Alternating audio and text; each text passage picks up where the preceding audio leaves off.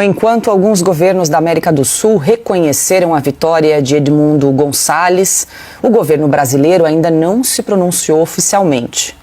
Celso Amorim, assessor especial de Lula, disse apenas até o momento que está decepcionado com a demora para a divulgação dos boletins das urnas eleitorais. Em entrevista à Rede TV, Amorim declarou ainda que no dia da eleição tudo transcorreu de forma tranquila e que a oposição não consegue provar a derrota de Maduro.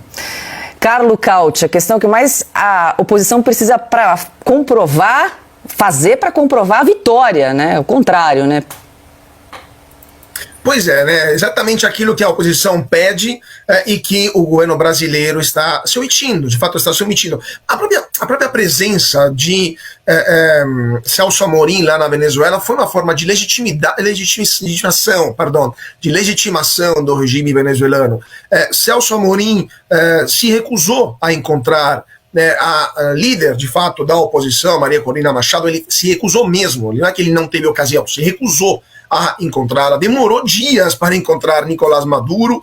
Então, Celso Amorim basicamente estava lá simplesmente para dizer que está tudo bem, obrigado, e a gente está vendo aqui que as coisas estão ocorrendo tudo de forma regular. Até porque se isso não tivesse ocorrido, como não ocorreram, se esperava que Celso Amorim gritasse o abuso, gritasse a fraude, gritasse a eleições ilegítimas, ilegais, coisa que Celso Amorim não fez. Isso vai pesar na memória, né? Vai pesar naquilo que a história vai lembrar de Celso Amorim, que teve uma carreira diplomática até brilhante em alguns aspectos, e foi 2 vezes ministro das Relações Exteriores em governos diferentes, foi ministro da Defesa, e agora está terminando sua vida na infâmia, de fato, legitimando o regime ditatorial como aquele de Nicolás Maduro. Que péssimo fim, lamentável, por um diplomata brasileiro com essa experiência.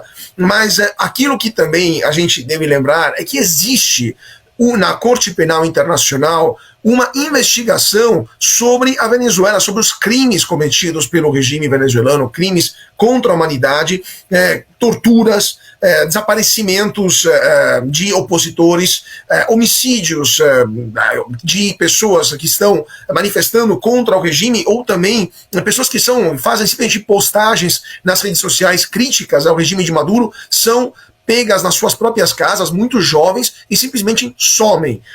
Há na Venezuela hoje, provavelmente, o maior centro de tortura e desaparecimentos ilegais da América Latina. Vou até pedir para o Binha mostrar aqui na tela esse prédio, que é Helicoidal, né, se chama o Helicoidal, que era, no passado, foi um shopping center de luxo, hoje é um lugar onde as pessoas desaparecem na Venezuela, onde são realizadas torturas, onde a polícia secreta venezuelana, simplesmente abusa dos seus próprios cidadãos.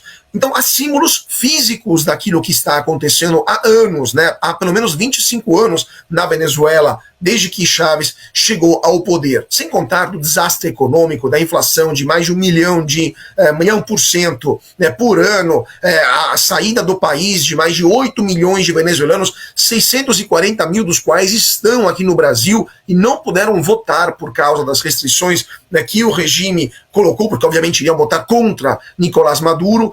Então é um país completamente em frangalhos, devastado, não consegue sequer produzir petróleo para a própria subsistência, para a sobrevivência, sendo que está boiando literalmente no petróleo, mas com o apoio do Brasil, que hoje por incrível que pareça, é mais importante o apoio brasileiro para a manutenção do regime de Maduro do que, por exemplo, o apoio da China, o apoio da Rússia, o apoio do Irã, que mesmo vendendo para Maduro armas, mesmo colaborando com Maduro, por exemplo, na exploração ilegal de minas, mesmo dando legitimidade internacional para Nicolás Maduro e colaborando por outros tráficos também internacionais, por exemplo, o regime cubano, que também é apoiador de Maduro.